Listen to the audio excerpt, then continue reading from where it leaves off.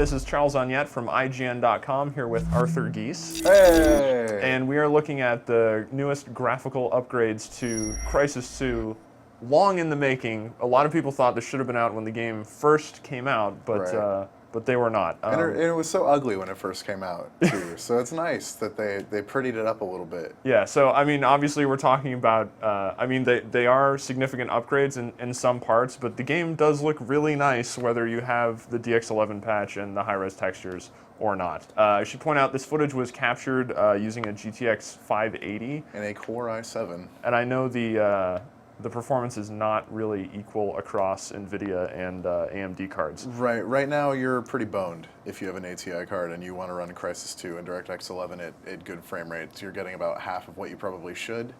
Hopefully they will address that in another large patch. Yeah, but until then, yeah, we'll play DirectX 9. We will see. And the DX9 footage you're seeing here, this is on extreme settings. So this is basically the experience you would have been getting before installing the DX11 patch and the high-res texture pack, which is not on in the DX9 version. So, I mean, what you've got here is a very attractive game, make no mistake. There's obviously a lot going on, but there's a lot more going on in DirectX 11.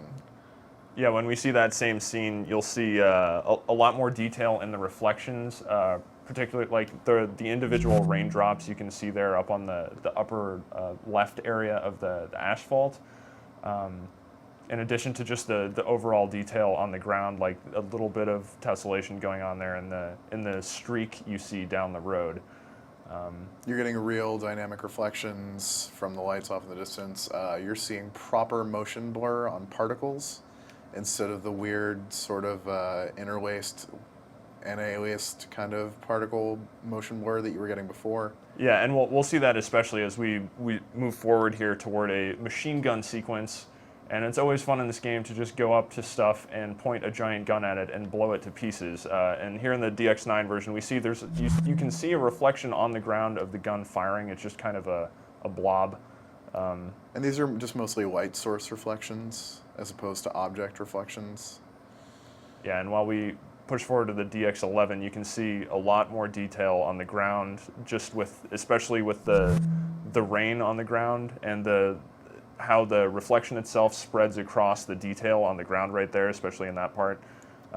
It just looks really nice. Yeah, and it makes you want to spend a lot of money on a PC. Or it makes you really mad that your expensive PC can't run it right. Or yes, if you have a card that has some performance issues, then that's just not quite as. And so here we've also got some of the parallax occlusion mapping going on, which adds more depth to flat surfaces. It makes it look like it's more like a normal street with texture than a flat surface. Yeah, and if we flip back and forth to DX9, if we just go back to the DX9 real quick there, you'll see these soldiers that are hiding behind these barricades.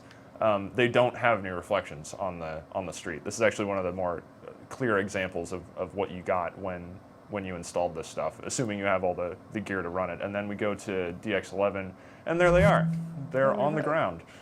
And yeah, that's just a straight-up reflection, which I think adds a lot to the realism of the game. And that's not necessarily something you would notice while playing and be like completely blown away, but seeing the difference like that, I think, lets you appreciate what you actually get with this upgrade. Right. So here we have an example of tessellation or no tessellation in the case of DirectX 9. It's flat wall, it's textured nicely, but it's clearly just one flat surface. It's just bricks, Arthur. No, now these are bricks. Oh, Look okay. at the bricks. Okay, those are much more impressive bricks. Yes. I'm not gonna lie. So yeah, this is tessellation. Tessellation generates more detail of surfaces than you see at a distance.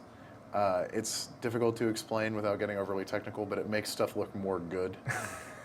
It gives a lot more depth there, and obviously a lot more shape. Makes it look like the bricks are actually standing out, and they're individual bricks instead of just little components in one giant flat kind of wall. So more good. Yeah. Yeah. And then, of course, more explosions, as is always necessary. Now, Crytek has said they've added like motion blur and shadows to actual particles. Right. So if you stop here, if you just let it freeze for a second, you'll notice on particles that they're blurred, but it's not proper blur. They're sort of ghosted. You can see the image twice. And that's the temporal anti-aliasing solution that Crytek has, which blurs two frames together to make them smoother. Whereas in DirectX 11, the blur is actually real proper motion blur. So it's not that you're seeing two images superimposed on top of each other. It's that it's just blurred, and it's got a camera depth of field effect going on as well. And then the car goes boom. Which, yeah, you can sort of see as the car continues to explode and shoot out little pieces of itself here. So this is clearest when the car explodes, and you can see the objects that fly off aren't ghosting. They're not splitting into two images. It's very distinctly one image with blurred edges. And explosions look more better. It's very fancy. Yes. Another thing was improved water rendering, which we'll see right here. And It's Jell-O. if we can stop on DX9, I mean, that looks nice. Like, there's nothing wrong with this scene, really. It's some nice Jell-O. It's pretty good Jell-O. The aliens filled the harbor with Jell-O. But yeah, if we fast forward to DX11, then obviously there's a lot more detail there on the water surface. You see even the foam going along the crests of the waves. There are a lot more wave crests as well, and they're much more pronounced. It is worth noting that this and the tessellation on bricks are the major frame rate killers in the Crysis 2 update. Yeah, as we shoot the water with the shotgun here, you're not really seeing much happen. I guess you don't get much of a sense of feedback, but here you get much more detailed spray, and also a drop in frame rate. That's one of the added features. And then, of course, everyone's favorite activity, throwing mailboxes into the water. I don't know what happened to that mailbox, or rather what's wrong with that water, but it just kind of keeps going. This is what happens when you drop a rock into a bowl of Jell-O from like 15 feet up. It just. I've never tried doing that. You should definitely do that. Okay, sometime. I should try doing that. There's not a huge change there, but you do see the water actually react to that, and ripples come out from the center of impact. I love ripples. I mean, they're very realistic. Again, a really pretty scene in DX9, but you just get the added benefit here of an increased detail in the reflections in the DX11 because of the better water rendering. And there's much more going on in the city, and the smoke effects are more pronounced in DirectX 11 as well.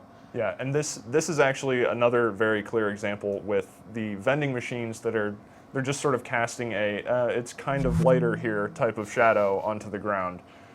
Whereas if we go to DX11, in this instance, there's the vending machine that wasn't there in the first place. So again, just one of those details that makes the world seem a lot more realistic. Again, the easiest way to determine it is just DirectX 9. It would show lights reflected but not objects, and DirectX 11 is full objects all the time.